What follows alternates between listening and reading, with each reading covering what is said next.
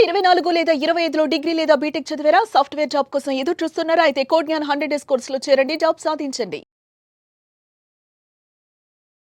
నమస్కారం ఉమా గారు. నమస్తే అండి. శని వక్రించడం అంటే ఏంటి? దీని ప్రభావం నక్షత్రాల వారీగా ఎలా ఉంటుంది? అండ్ దాంతోపాటు ఈ సమయం పాటు చాలామంది కూడా ఎవరైతే నక్షత్రం వారీగా మనం మాట్లాడుకుంటాం వారు ఎలాంటి జాగ్రత్తలు పాటించాల్సిన అవసరం ఉందంటారు? తప్పకుండా అండి.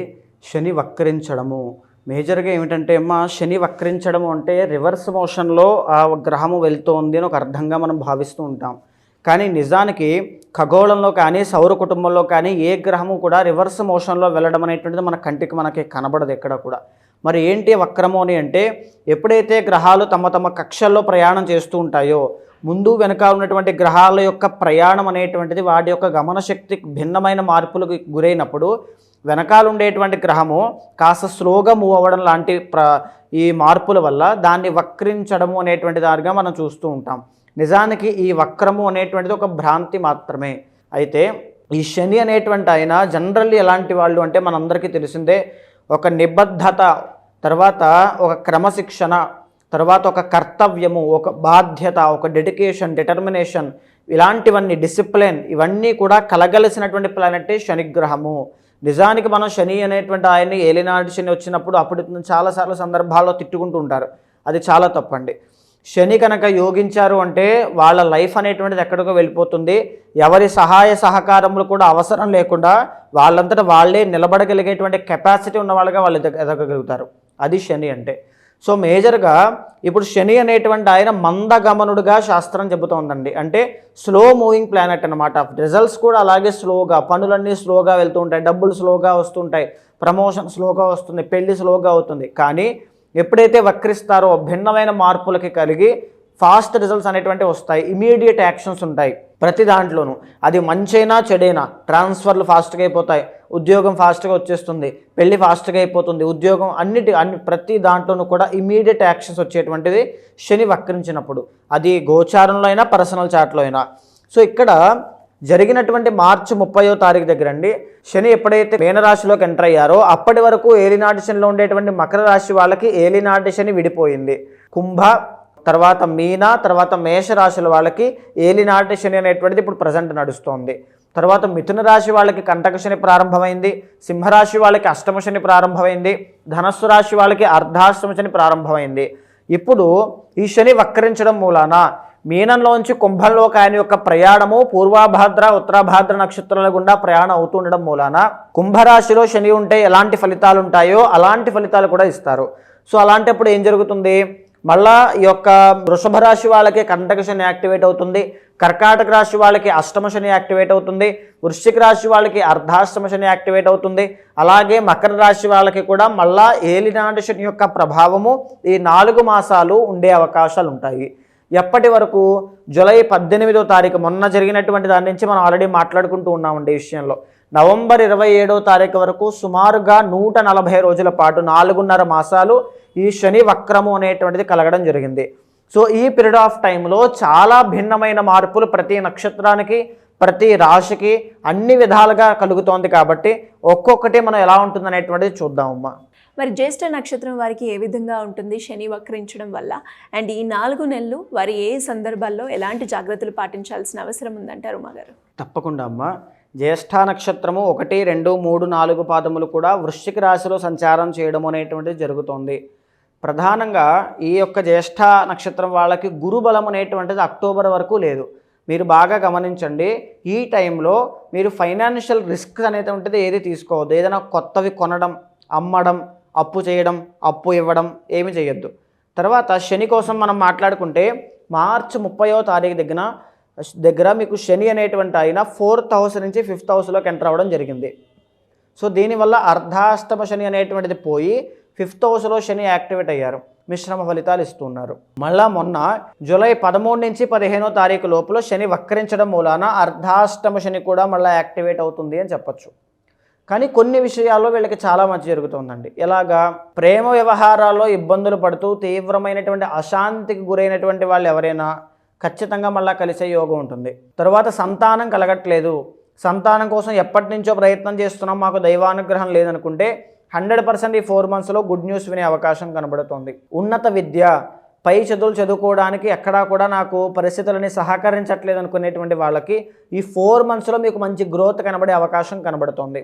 అయితే ఈ 3, 7, 10 ఆస్పెక్ట్స్ అయినటువంటి శని ఇక్కడ వృషభ, కన్యా, ధనస్సు రాశి అనేటువంటిది వీళ్ళకి ఎలా ఉంటుంది అనేటువంటి చూస్తే, ఫస్ట్ ఆఫ్ ఆల్ మీరు మీ కెరియర్లో లేకపోతే మీ సిబ్లింగ్స్తో లేకపోతే మీ కొలీగ్స్తో మంచి రిలేషన్ మెయింటైన్ చేయడం, ఆర్ ఫార్ అవే ప్లేసెస్ దూర ప్రాంతాలకి ట్రావెలింగ్స్ చేయడం, ఆర్ ఫారెన్ ట్రావెల్స్ చేయడం వచ్చే అవకాశం కనబడుతుంది. వైవాహిక జీవితంలోకి వెళ్ళాలి అని కోరుకునేటువంటి వాళ్ళకి 100% పెళ్ళి అయ్యేటువంటి యోగం, వివాహ యోగం కనబడుతుంది అని చెప్పచ్చు. తరువాతది 11th house యాక్టివేట్ అవ్వడం మూలాన, ఏది ఇక్కడ 7th ఆస్పెక్ట్ అండి. 11th house యాక్టివేట్ అవ్వడం మూలాన బిజినెస్లో బాగా డౌన్ఫాల్ చూసినప్పుడు, అప్పులు పాలైనప్పుడు, హెల్త్ ఇష్యూస్ ఉన్నప్పుడు ఖచ్చితంగా మిమ్మల్ని మీ స్పౌస్, మీ భార్య లేదా మీ భర్త వెంటనే మీకు ఆ యొక్క ప్రేమని, వాత్సల్యాన్ని చూపించి మిమ్మల్ని ఆ కష్టం నుంచి బయటికి తీసుకురావడం, కష్టపడడం. తర్వాత మీరు బాగా అప్పుల్లో కానీ, ఆరోగ్య సమస్యల్లో కానీ, శత్రు బాధలతో కానీ బాధపడేటప్పుడు ఎవరైనా మీ శ్రేయోభిలాషి, సోషల్గా మీకు ఉండేటువంటి ఫ్రెండ్ కావచ్చు, రిలేటివ్, నైబర్ కావచ్చు, ఎవరైనా మిమ్మల్ని సహాయం చేయడము, వెంటనే దాని నుంచి బయటికి తీసుకురావడం, ఏదైనా ఒక సహాయం పొందే అవకాశాలు చాలా బాగుంటాయి. ఇంకొకటి మంచి పేరు ప్రఖ్యాతులు తెచ్చుకోవడం, మీ స్కిల్ని మీరు బాగా డెవలప్ చేసుకోవడం, మీ తర్వాత బాగా పెర్ఫామ్ చేయాలని కోరికతో బాగా కష్టపడడం, ఇలాంటివన్నీ కూడా చాలా బాగుంటాయి. అండ్ ఇంకొకటి లాస్ట్ది ఏంటి అంటే 2వ స్థానం మీద శని యాక్టివేట్ అవ్వడం మూలన మేజర్గా కాళ్ళకి సంబంధించిన ఆరోగ్య సమస్యలు ఒకటి, ఆర్థిక సమస్యలు ఒకటి, తరువాత మేజర్లీ ఇంకొకటి మాట ద్వారా ఇబ్బంది పడేటువంటి యోగం. ఎవరికి నేను ఉన్నాను, నేను చూసుకుంటాను, నేను డబ్బులు ఇస్తాను అని హామీలు ఇవ్వద్దు, నష్టపోతారు, చాలా ఇబ్బంది పడతారు, మోసపోతారు, ఇలాంటివి ఉంటాయి. వెరీ వెరీ కేర్ఫుల్గా ఉండండి. ఏదైనా ఒక పని మీద తిరిగి అలసిపోవడం, ఇలాంటివన్నీ కనబడుతున్నాయి. చాలా చాలా కేర్ఫుల్గా ఉండాలి అని చెప్పచ్చు. అయితే మీకేంటి అంటే మంచి ఉద్యోగ ప్రాప్తి యోగము, తర్వాత బిజినెస్లో అప్పుల నుంచి బయటకు వచ్చే యోగం, ఆరోగ్య సమస్యలు తగ్గే యోగం అన్నీ ఉన్నా చాలా జాప్యం అవుతుంది. ఎందుకు? మళ్ళీ అర్ధాష్టమ శని యాక్టివేట్ అవుతుంది కాబట్టి. సో అది ప్రభావితం అవ్వకుండా మీరు మీ ప్రయత్నపూర్వకంగా చేయాల్సినటువంటిది ఏంటి అంటే ఏ పనిలోనూ కూడా బద్ధకాన్ని, సోమరితనాన్ని, నిర్లక్ష్యాన్ని ప్రదర్శించవద్దు. ఏ రోజు చేయాల్సిన పని ఆ రోజు పూర్తి చేయడం చాలా ఉత్తమము. 2వది ఆరోగ్యాన్ని సరిగ్గా చూసుకోండి.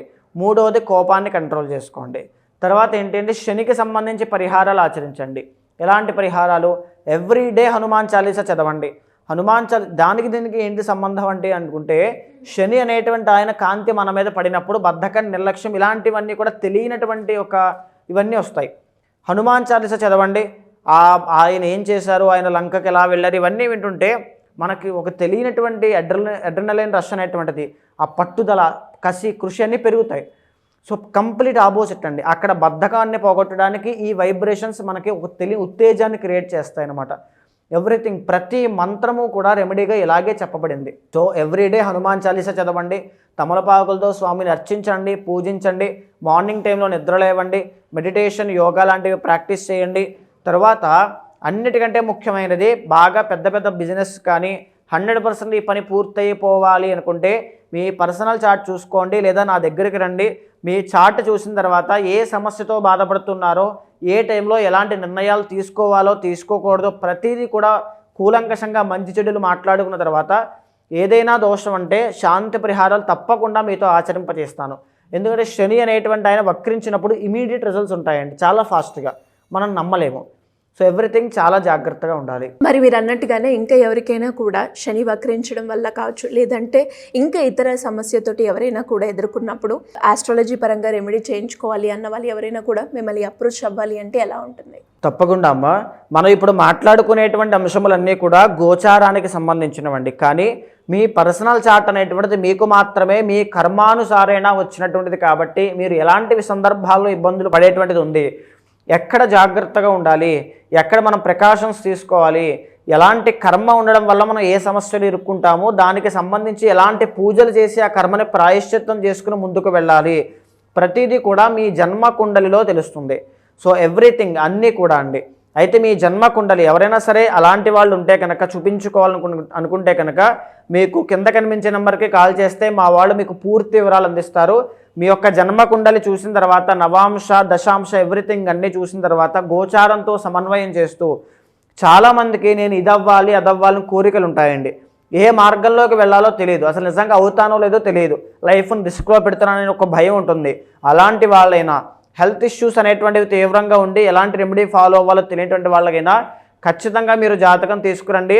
మీకు ఒక ప్రాపర్ రెమెడీ అనేటువంటి చెప్తాను. ఏవైనా దోషాలుంటే శాంతి పరిహారములు మీతో ఆచరింపజేసి భగవత్ అనుగ్రహం కలిగేలా చేస్తాను. థ్యాంక్ యూ ఉమా గారు, థ్యాంక్ యూ సో మచ్. నమస్తే అమ్మ.